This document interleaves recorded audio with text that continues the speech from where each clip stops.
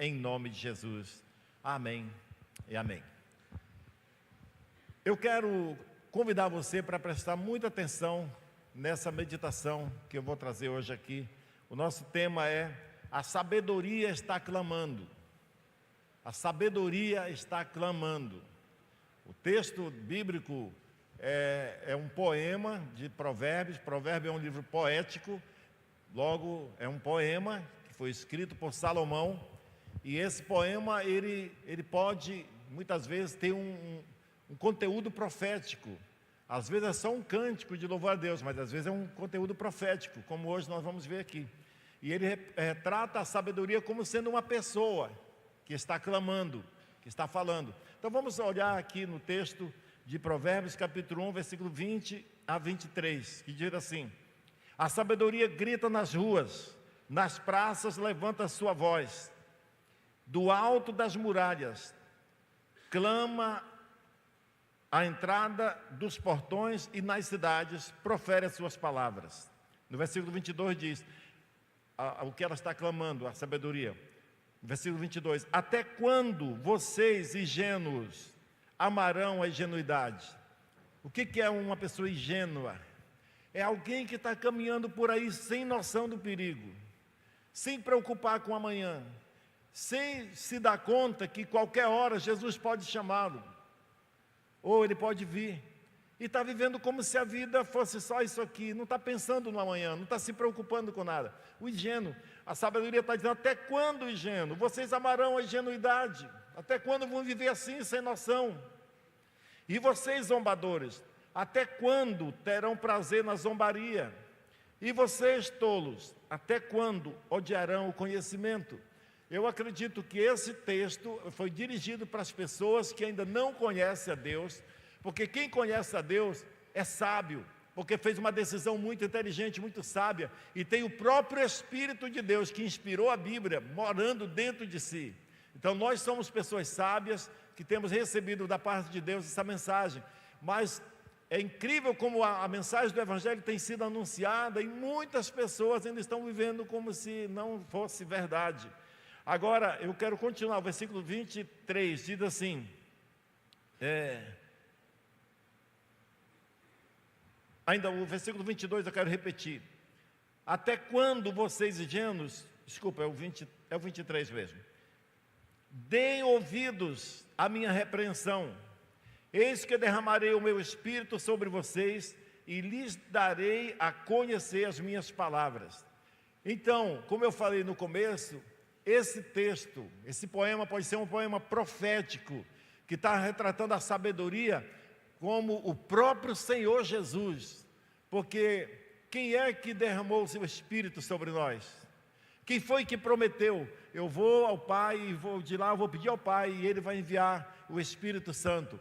Foi o próprio Jesus. Então a sabedoria que está retratada aqui é a mensagem salvadora que viria, e que o salmista aqui, aliás, o escritor de Provérbios, no caso Salomão, ele está anunciando profeticamente que a mensagem que viria, a mensagem da verdadeira sabedoria, ela não ia ficar limitada a um povo, não ia ficar retida dentro de uma sinagoga, ou num local de culto ou de aprendizado, mas ela se espalharia pelas praças, a sabedoria andaria clamando pelas ruas, embora muitos não ouvissem. O texto diz que ela não será detida, ela não será impedida. O Evangelho, enquanto Jesus não voltar, esse Evangelho vai continuar sendo anunciado, e Deus está chamando pessoas como eu e você, que já têm o contato com o Evangelho, para sermos esses anunciadores para as próximas gerações. Uma geração passa para a próxima geração. Se uma geração falhar, a próxima geração vai perder. Então é muito importante a gente estudar sobre isso aqui, verificar isso aqui. Na época que esse texto foi escrito, foi antes da vinda de Jesus, os sábios da época, os mestres, principalmente os gregos, que dominavam a sabedoria e o conhecimento naquela época, eles levavam o seu conhecimento para as praças, para os mercados, para as portas da cidade. O conhecimento deles era exposto na rua, eles levavam onde o povo estava. Embora o povo de Israel não tinha essa cultura, o povo de Israel retinha para eles. Quem quisesse ouvir a sabedoria dos judeus, tinham que ir para a sinagoga, tinham que entrar na deles. Os judeus até pensavam que a salvação era só para eles, e não para os outros povos, porque eles se consideravam o único povo escolhido.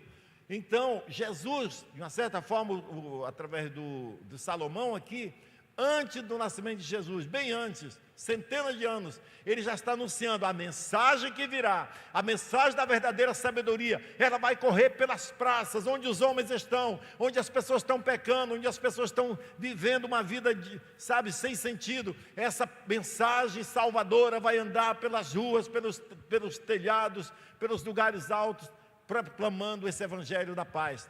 Agora, é muito interessante que quando Jesus veio, ele quebrou aquele tabu dos judeus. Ele não ficou retido dentro de uma sinagoga.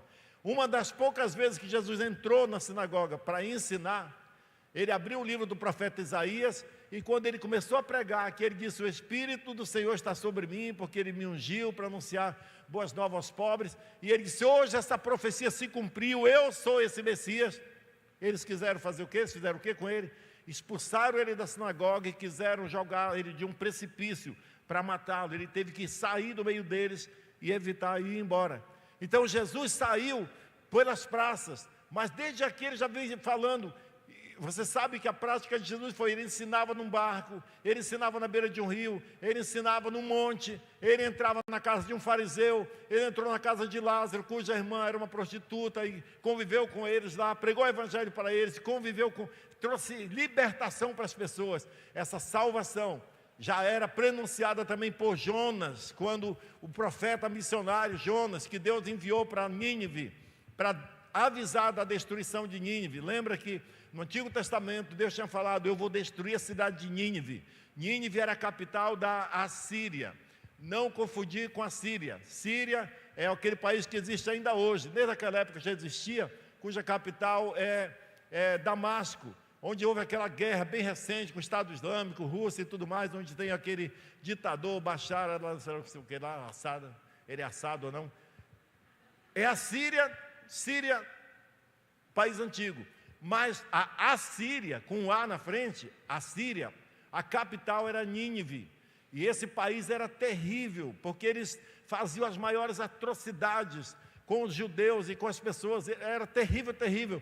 Tanto é que quando Deus perdoou Nínive, o profeta Jonas ficou chateado com Deus, porque ele não queria, ele achava que aquele povo não merecia perdão.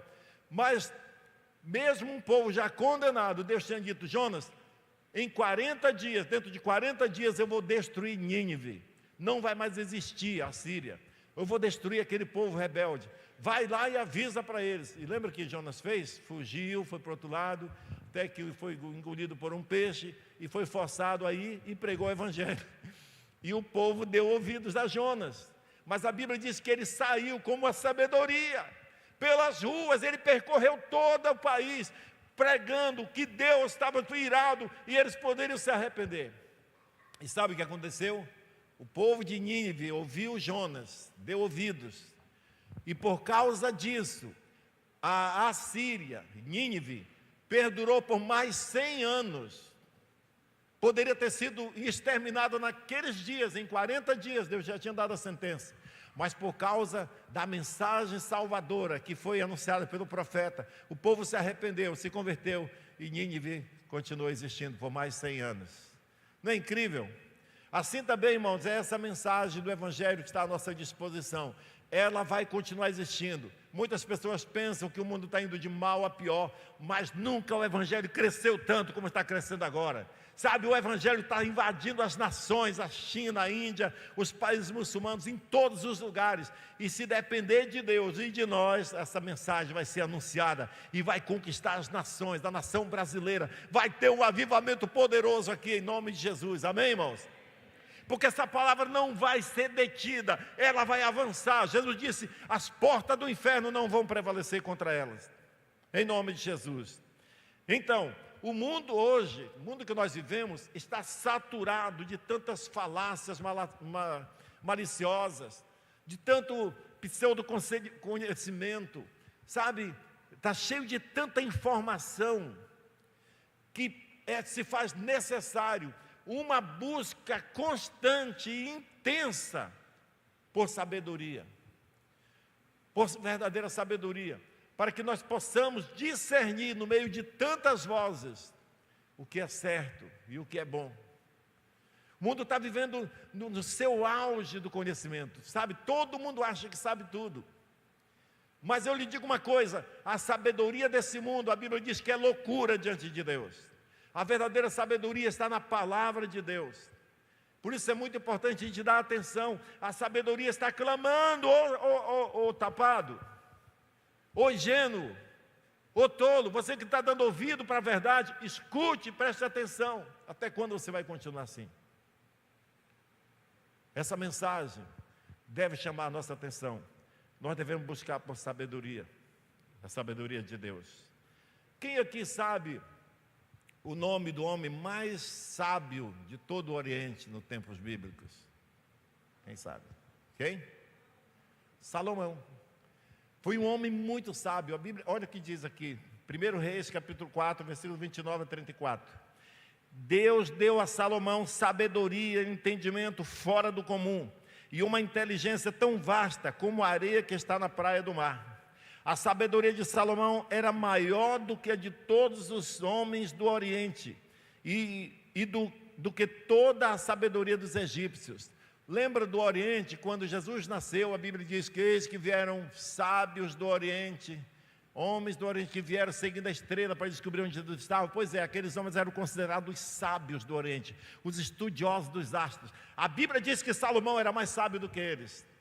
Salomão era mais sábio do que todo o Egito. A sabedoria do Egito era inferior à sabedoria de Salomão. Agora escute o versículo 32.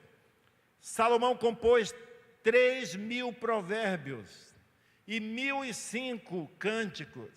Irmãos, como que um rei de uma nação poderosa, que tinha exércitos, que tinha tantas edificações, tantas coisas maravilhosas, conseguia fazer isso? Ele compôs 3.000 provérbios e 1.005 cânticos. Agora, olha só, versículo 32, ou 33. Salomão falou sobre todas as plantas, desde o cedro que está no Líbano, até o isopo, que brota dos muros. Também falou sobre os animais, e sobre as aves, e sobre os animais que rastejam, e sobre os peixes. Agora eu fico impressionado, por que registrou na Bíblia, que o homem mais sábio do Oriente, mais sábio do que todos os egípcios, ele deu importância para as coisas da natureza. A Bíblia diz que ele estudou sobre as árvores, e a árvore mais poderosa que era conhecida da época, a maior árvore era o cedro do Líbano, uma árvore frondosa, muito grande que tinha no Líbano. Mas ele falou também sobre o isopo, aquela vegetaçãozinha que brota nos muros no inverno. Quem já viu muro que não tem reboco? No inverno, brota aquelas coisinhas minúsculas lá no muro. Pois é, Salomão também estudou sobre aquilo. Ele também prestou atenção e escreveu sobre os animais, sobre as plantas, sobre os animais que rastejam. Para ficar bem claro, não foi qualquer animal, não foi apenas um ou dois tipos de animal, como cavalos do rei. Não, sobre os animais que rastejam também. E sobre os peixes. Eu acredito que Deus quer mostrar que a verdadeira sabedoria cuida bem em viver em harmonia com Deus, consigo mesmo, com as pessoas à sua volta, mas também com a natureza. Não maltratar os animais, não jogar lixo na rua, não destruir as plantações. Sabe, irmãos, Deus quer que nós sejamos um povo sábio, que vai ser exemplo para esse mundo. Quantas vezes a gente vê, sabe, todos nós aprendemos alguma coisa um dia, mas às vezes eu fico vendo na rua uma pessoa abrir a janela do carro e jogar uma lata de cerveja ou de refrigerante, seja o que for na rua. É ridículo isso, sabe? Espera-se que o povo de Deus, o povo que é sábio, seja um exemplo para essa geração. Amém, irmãos? Então nunca jogue lixo na rua, mantenha o seu ambiente limpo, bem tratado, bem cuidado, porque o homem mais rico e mais sábio do universo, talvez do universo, eu não sei, mas daquela região toda, o homem mais sábio, ele se importava com as pequenas coisas. Nós devemos nos importar com isso também, porque são criaturas de Deus. Uma pessoa verdadeiramente sábia, ela consegue viver em perfeita harmonia com Deus, consigo mesmo e com o meio onde ela vive, com a natureza, com as outras pessoas, com tudo aquilo que está à sua volta. Em Provérbios capítulo 4, versículo 7 diz: o princípio da sabedoria é: adquira a sabedoria. Sim, com tudo que você possui, adquira o entendimento.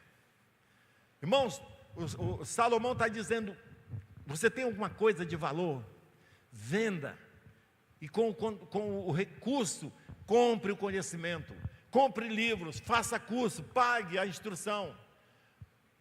Tome uma decisão de explorar o conhecimento para você ser colocado como uma pessoa capaz de fazer muito mais pela sua geração. Então, com tudo que você possui, adquira o entendimento. Então, o primeiro ponto aqui para nós é: a sabedoria se adquire com esforço e com determinação. Salomão está dizendo: a sabedoria não nasce com você, você adquire. Você tem que ir atrás, você tem que correr, você tem que pagar o preço por ela. Sabe, irmãos, e tem muitas formas. A verdadeira sabedoria é Deus, mas até a sabedoria de Deus, como é que se consegue? Tempo a sós com Deus, leitura da Bíblia, meditação. Você tem que separar tempo para isso, tem que ser uma prioridade na nossa vida. Se nós queremos ser cristãos bem-sucedidos, irmãos, cristãos que não ficam em alto e baixo, hoje está bem, amanhã não. Se nós queremos ser um cristão consistente, que comece e vai até o fim da sua vida, seguindo a Cristo, pode vir as perseguições que vier, você permanece firme, você terá que buscar em Deus, tirar tempo, separar na sua agenda. Não tenho tempo, então você não vai ter. Mas a verdade é que todos nós temos tempo para aprender a sabedoria e o ensino. Os homens precisam, com todo o esforço, adquirir e pagar o preço por ela. E muitas vezes o preço é esse: de você levantar mais cedo, de você dormir mais cedo ou mais tarde, sei lá, de fazer alguma coisa na sua agenda, na sua rotina, que permita encaixar um tempo para adorar a Deus. Sabe, irmãos, qual é o nível de intimidade que você e eu temos com Deus? Vai depender da nossa busca. Uns vão ter mais, não é que Deus gosta mais de uns e outros não. Sabe, acontece que uns têm mais atitude, outros não. Uns buscam mais a Deus. A experiência de conhecer a Deus não vem por acaso. Você vai ter que separar tempo. Às vezes o preço que você tem que pagar não é dinheiro, é tempo, é dedicação. E nós temos que fazer isso. É ter uma forte determinação, uma vontade firme de mudar de nível cristão, mudar de atitude. É você valorizar. Um dia desse eu estava conversando com alguém, e eu já fui muito vítima disso, eu ainda sou, preciso melhorar cada vez. Às vezes a Miriam falava para mim: você precisa querer melhorar, na grosseria, na falta de honra, na falta de respeito. E uma vez eu estava aconselhando um homem, e ele estava falando para mim: pastor, eu queria que o senhor orasse por mim aí, porque eu estou muito ruim nessa área. Minha esposa reclama que eu sou muito grosseiro e tal, e eu não tenho paciência. E eu falei: eu vou orar por você, mas vai resolver talvez agora. Você vai pedir perdão hoje, mas amanhã faz de novo. Enquanto você não desejar, enquanto você não querer mudar e tomar atitude, não vai mudar. Nós precisamos querer, nós precisamos desejar. Amém, irmãos? A expressão instrução do entendimento que está presente nesse texto, ou da sabedoria, instrução do entendimento da sabedoria, denota uma habilidade em praticar o conhecimento que se tem. O próprio provérbio está dizendo: buscar a sabedoria e buscar a instrução do entendimento. E isso é comparado pelo Champlin, um comentarista bíblico. Ele compara isso como um artesão ou um músico. Um músico que conhece toda a teoria da música, mas ele não se empenha em treinar, em explorar, sabe, fazer seus dedos extraírem do instrumento os acordes necessários para fazer uma boa música. Ele pode ter todo o conhecimento intelectual, é apenas conhecimento. A sabedoria é ele pegar aquele conhecimento e pegar o instrumento e transformar num louvor, numa música maravilhosa. O artista, ele pode ter toda a teoria de ser um artista, da arte, mas na hora de executar, a obra dele vai sair conforme a capacidade que ele adquiriu de transformar o conhecimento que ele tinha em sabedoria, em manusear aquilo e transformar numa obra de arte maravilhosa. Sabe, um músico excelente não é resultado de outra coisa, senão de dedicação, de transformação, de conteúdo de conhecimento em sabedoria. E isso você pede de Deus, mas também leva um preço. Você vai ter que treinar, você vai ter que estudar, e você vai ter que se dedicar a isso completamente. Amém? Amém, irmão? A sabedoria te fará discernir a vontade de Deus em meio a tantos desejos e opções da vida moderna. Sabe, no mundo que nós vivemos, tem tantas coisas a fazer, que a gente não sabe muitas vezes o que decidir. Meu Deus, será que eu tomo essa decisão agora? Às vezes é um negócio que você vai fazer. Você vai fazer um negócio e você pensa, eu tenho que sair ganhando desse negócio. E eu não posso tomar prejuízo, mas a pessoa sábia tem que se preocupar com o outro também. Eu não posso, até nas universidades ensinam que um bom negócio é aquele que os dois lados saem ganhando. Porque se você ganha sozinho, você pode ter dor de cabeça daqui a um mês, quando o seu cliente ou a pessoa que comprou de você ou que fez negócio contigo, ficar insatisfeita porque saiu perdendo. Vai ter dor de cabeça. Então é sábio a gente, antes de fazer o negócio, verificar. Não está sendo prejuízo para mim, mas também não está sendo prejuízo para o outro. Isso é sabedoria. O ganancioso, que não tem sabedoria, não pensa nisso, só pensa nele. Ele acha que está tirando lucro. Ainda sai se gabando quando tira vantagem dos negócios. Mas ele mal sabe que daqui a uns dias aquele negócio vai ser uma dor de cabeça para ele. Vocês estão entendendo, irmãos? Isso exige sabedoria. O conhecimento de ser um bom negociador tem em todo lugar. Mas a sabedoria vem de Deus. Aleluia. Quando você vai fazer um negócio, fechar um negócio, talvez é um negócio da sua vida, que tem um lucro que vai mudar a sua história, mas você detecta que ali no meio tem uma cláusula que cheira mal, cheira desonestidade, e você diz, não vou fazer isso, eu sou sábio, eu não vou me meter numa dessa. Sabedoria. Quando todos estão falando que é para cá que se vai, e você tem o discernimento de Deus para descobrir o que é certo. Na segunda-feira passada, na nossa célula, teve uma descontração que eu achei muito legal. A irmã pegou uma família que estava lá, com 2 adolescentes, com um filho, que eram filhos deles, daquela família. E a irmã que fez a descontração, ela chamou os 2 adolescentes, ela vendou eles com um pano, eles ficaram sem ver nada.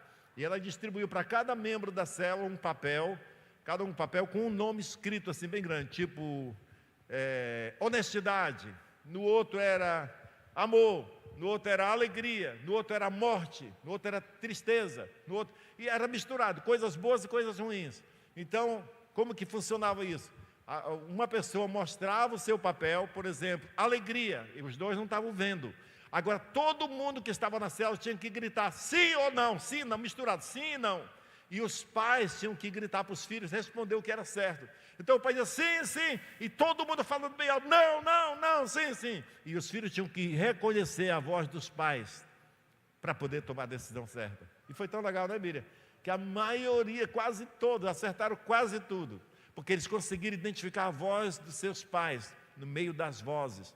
Irmãos, isso me fez lembrar que o mundo que nós vivemos hoje, para você ouvir a voz de Deus, você vai precisar se concentrar, você vai precisar ter conhecimento, experiência com Deus. Você já viu pessoas dizendo assim, Deus falou comigo tal coisa, Deus falou comigo para não fazer aquela viagem, Deus falou para eu fechar esse negócio, e você fica dizendo assim, mas Deus nunca fala comigo, só fala com Ele, será que Deus ama mais Ele? Não, irmãos, é experiência com Deus. Se você convive com Deus, você começa a entender Deus, Ele fala no seu coração. Tire tempo com Deus, seja apaixonado por Ele. Sabe, irmão, seja pessoas que amam a Deus, que seu interior é completo somente em Deus. E isso vai fazer você ser íntimo dEle e conhecer a Ele totalmente. A sabedoria te dará discernimento para administrar bem cada dia da sua vida. Cada dia que Deus te dá, para você aprender a administrar. Tem gente que pensa, irmãos, que, por exemplo, casar. Tem gente que pensa que casar é só achar a moça certa ou o rapaz certo. É bonito, os parâmetros são muito superficiais, às vezes é bonito, tem dinheiro, ou não sei o que lá, e vamos casar, a gente está apaixonado, então casa, sem se preparar. E não é assim.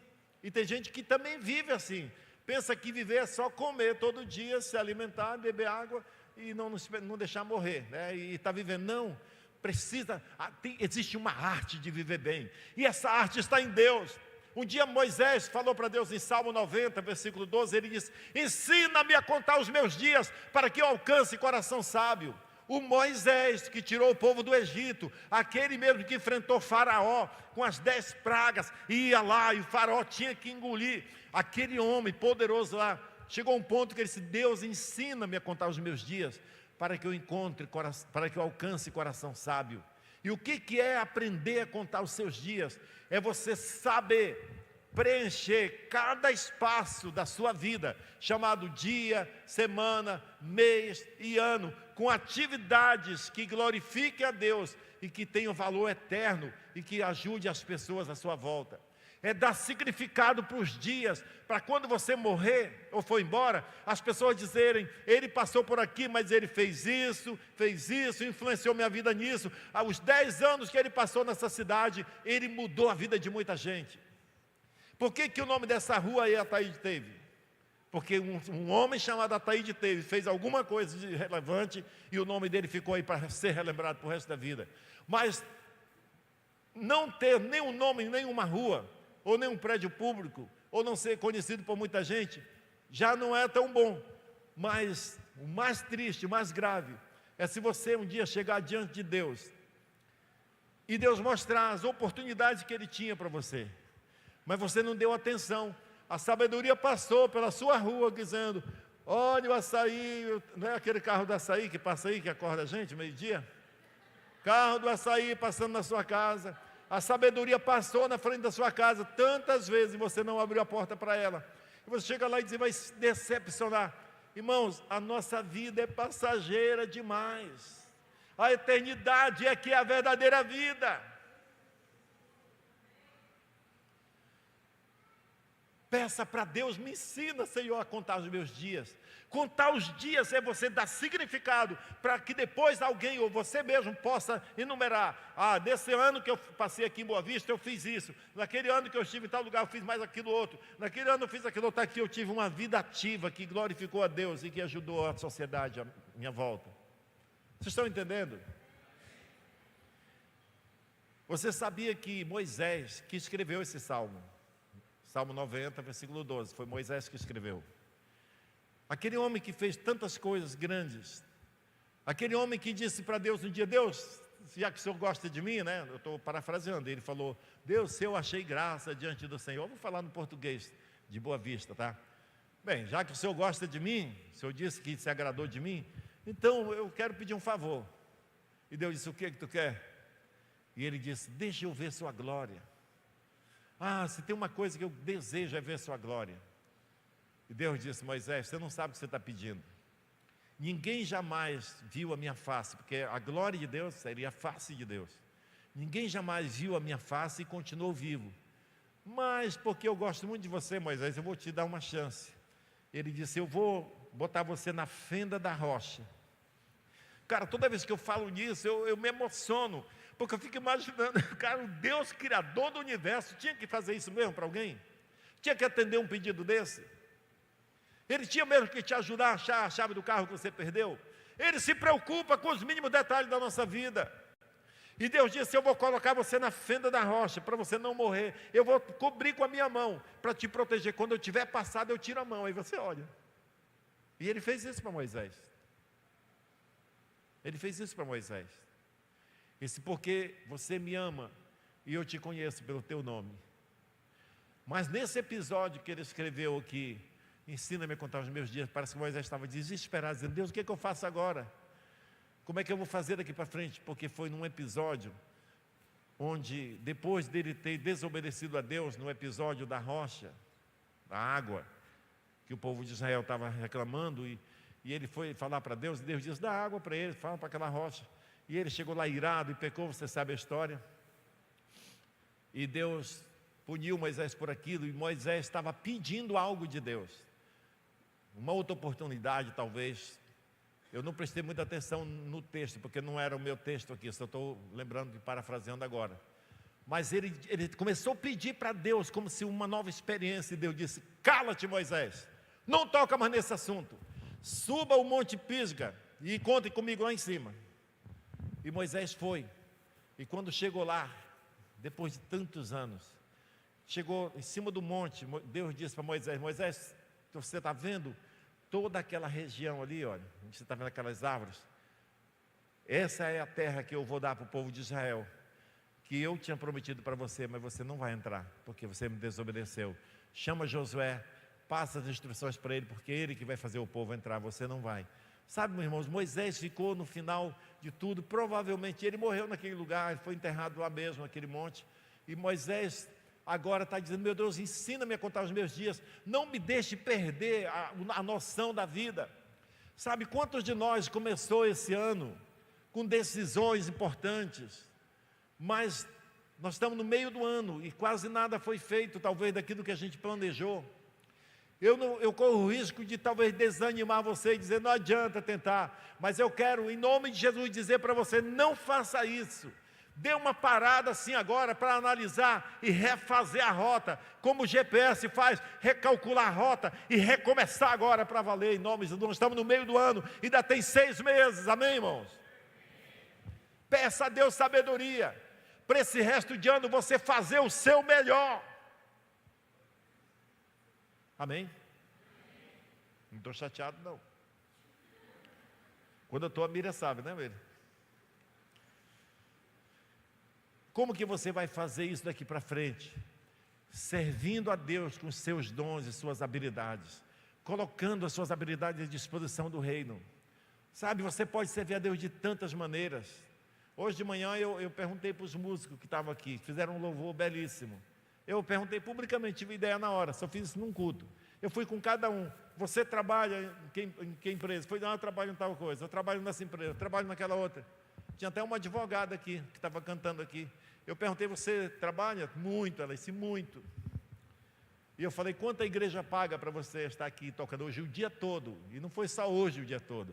Teve ensaio sábado, teve que vir mais cedo do que todo mundo. 7 horas já estava aqui, estão desde 7 horas da manhã.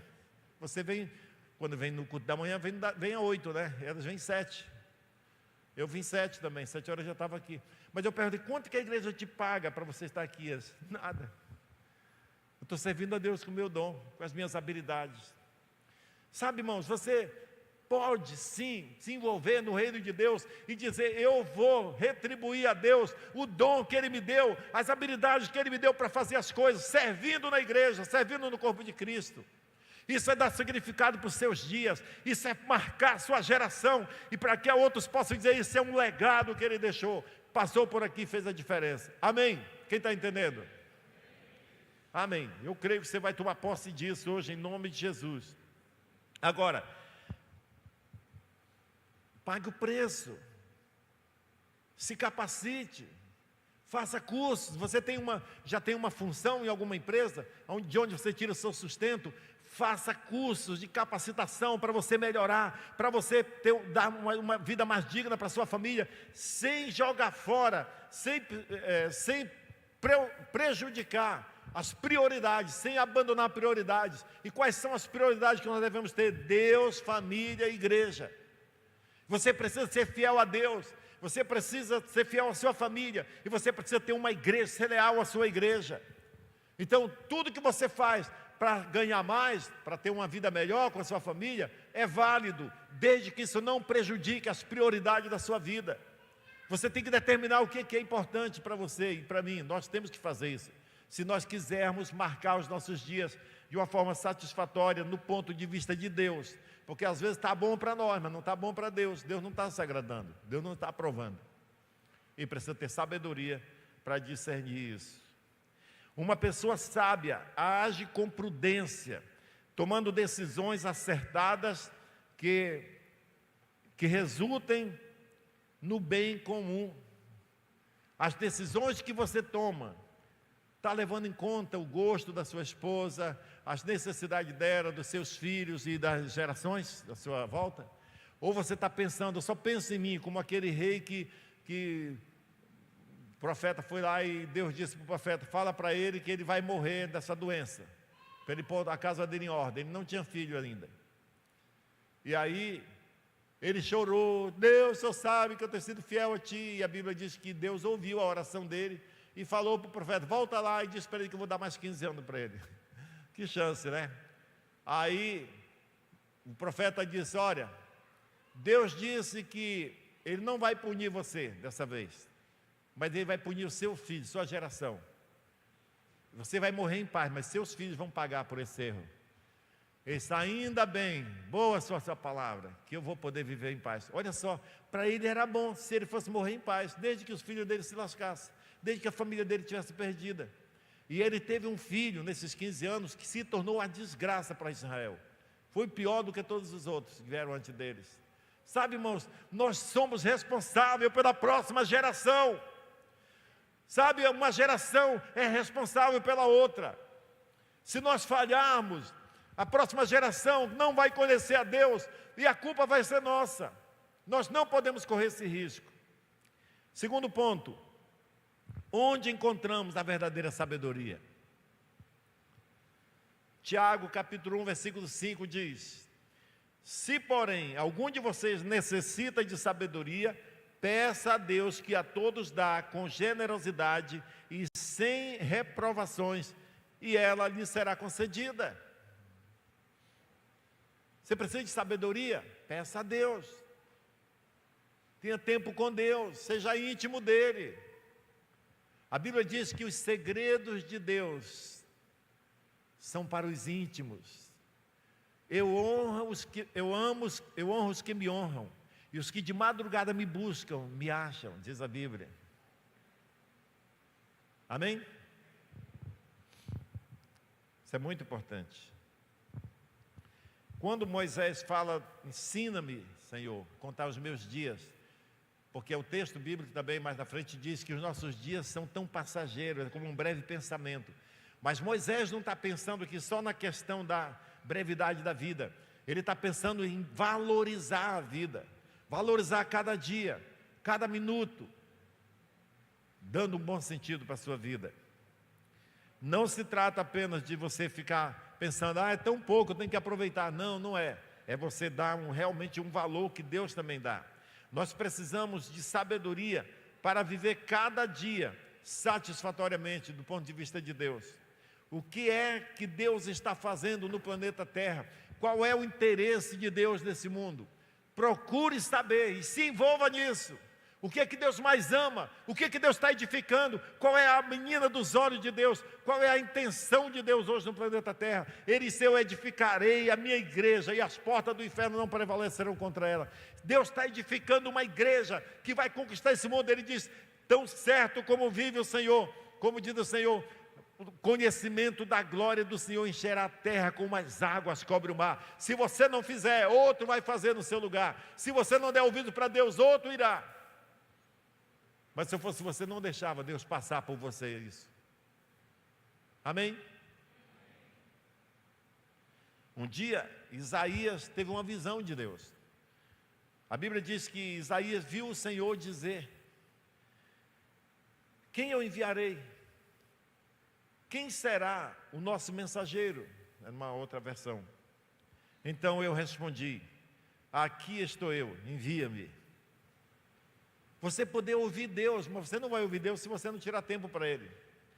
Você não vai ouvir o que Deus quer para você amanhã. Você não vai poder chegar na casa do seu amigo, da sua amiga e dizer assim: olha, Deus falou comigo que é para eu sair desse emprego porque Ele tem algo melhor para mim em tal lugar. Ou Deus está falando que é para eu empreender em alguma área da vida, Deus está me dando uma direção. Você não vai nunca poder dizer isso se você não tem intimidade com Deus, se você não se relaciona com Ele no dia a dia.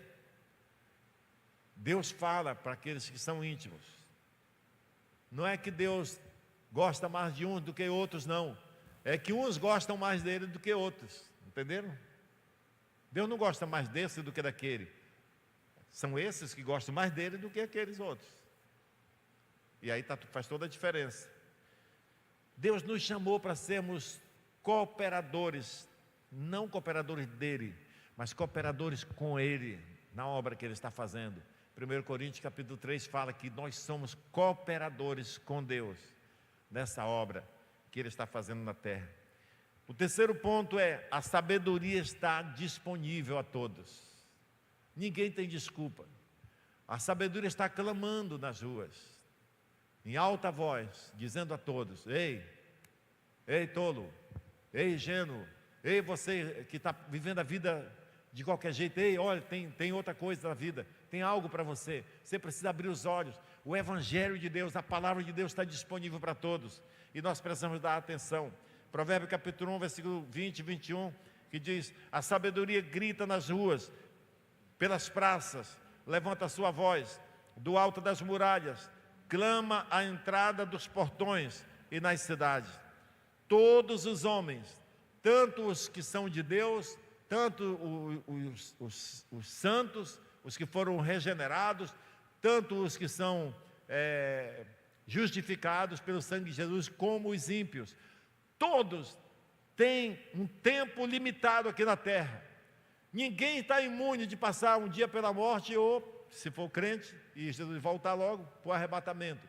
Todos têm uma cota para viver na terra, e todos têm responsabilidade, mas apenas os sábios é que vão aprender a contar os seus dias e fazer bom uso deles, para a glória de Deus. E eu estou diante de uma multidão de pessoas sábias. Se você já nasceu de novo, você tem o Espírito Santo de Deus dentro de você, você tem todas as possibilidades do mundo, porque dentro de você opera um poder que ressuscitou Jesus dentre os mortos. Amém, irmãos? O poder de Deus está sobre você. Você é sábio, você não é um perdido qualquer, você tem o conhecimento de Deus. Aleluia. Visto que nós vivemos todos, tanto os salvos como os ímpios, num mundo que está debaixo do juízo de Deus por causa do pecado de Adão, se faz necessário que cada um aprenda a viver os seus dias, fazer as suas escolhas baseadas na palavra de Deus. Caso contrário, a nossa vida será uma derrota. Quando o texto fala que a instrução, o ensino da instrução, da sabedoria, está se referindo à prática do conhecimento, um conhecimento da lei moral de Deus, que torna prática a vida cristã. Porque nós podemos ter todo o conhecimento, até da religião, até da Bíblia, mas não praticá-la. E o que Deus quer é que nós pratiquemos as verdades que nós aprendemos, e comecemos a praticar isso, viver no dia a dia, para a glória dEle, com temor a Ele, por causa dEle, com gratidão a Ele. E para concluir, o livro de Provérbios é um excelente manual de como viver bem com Deus, com os outros e com nós mesmos. O livro de Provérbios é um manual excelente. É um livro de conselhos de como viver bem, ensina como comer, ensina como se cuidar, ensina como, é interessante, até não se meter na vida dos outros. O livro de Provérbios ensina até o seguinte: não deve falar antes de pensar. Quem fala antes de pensar, ele prepara uma vara para os inimigos dele açoitarem ele mesmo. Ou seja, aquilo que fala se torna um problema para ele mesmo, dá argumento para os outros julgar e condenar ele. Mas aquele que pensa antes de falar, que pondera, que não toma decisão imediata, corre, vai buscar a Deus, vai orar e espera Deus confirmar no coração, esse acerta da vida. Sabe, irmãos, é muito importante a gente aprender com o livro de Provérbios. A nossa célula está estudando Provérbios. Eu queria encorajar vocês. Provérbios tem 31 capítulos, o mês de julho tem 31 dias. Então, no primeiro dia de julho, foi o dia da nossa célula, segunda-feira, nós decidimos, temos um desafio. Todo mundo da célula vai ler um capítulo por dia. E quando terminar o mês, dia 31, a gente lê o 31, termina o livro. E aí o que nós estamos fazendo? Cada célula, cada semana, a nossa descontração vai ser... Cada pessoa vai falar em poucas palavras aquilo que ele achou interessante nos capítulos que ele leu durante aquela semana. E eu tenho certeza, eles vão sair mais sábios, né, Miriam? Nós vamos sair mais sábios disso. Eu quero encorajar você a pegar o livro de Provérbios e estudar como sendo um manual de vida para você. Amém? Olha que diz aqui em Salmo 90, o mesmo salmo que a gente estava lendo de Moisés era 90, 12. Mas o versículo 9 diz assim: pois todos os nossos dias se passam na tua ira, acabam-se os nossos anos como um breve pensamento. Isso foi a análise que Moisés fez. Deus, nosso dia é tão rápido. Um dia desse eu era jovenzinho como vocês, agora eu já estou com 64 anos. As coisas passam. Moisés detectou: meu Deus, passa tão rápido. Por isso que ele falou: ensina-nos a contar nossos dias. E eu quero encerrar com esse versículo aqui, irmãos, preste atenção. É um versículo que pode ser uma oração. Versículo 14 do mesmo Salmo 90: sacia-nos de manhã com a tua bondade, para que cantemos de júbilo e nos alegremos todos os nossos dias. Sabe, se você andar com Deus, você vai se alegrar todos os dias, você vai ter contentamento, você vai ter paz, alegria. Você já pensou, a Bíblia diz que as misericórdias do Senhor se renovam, que hora de tarde? Toda manhã. Você já pensou na hora que as misericórdias estão se renovando? Imagina que se fosse assim, a gente não tem nem noção como é isso. Mas imagina que Deus está pegando as misericórdias que já estão desgastadas de ontem, Ele está trocando agora e botando as novas para hoje, toda manhã, vou botar misericórdia nova aqui. E aí bem na hora você está na fila para ser um dos primeiros a receber. Sacia-nos de manhã com a tua bondade, para que nós possamos nos alegrar todos os dias da nossa vida, toda manhã, nem que seja 10 minutos, irmãos. Separe um tempinho para você adorar a Deus, para você ler um versículo, para você falar: Deus, eu estou aqui, eu quero a tua misericórdia.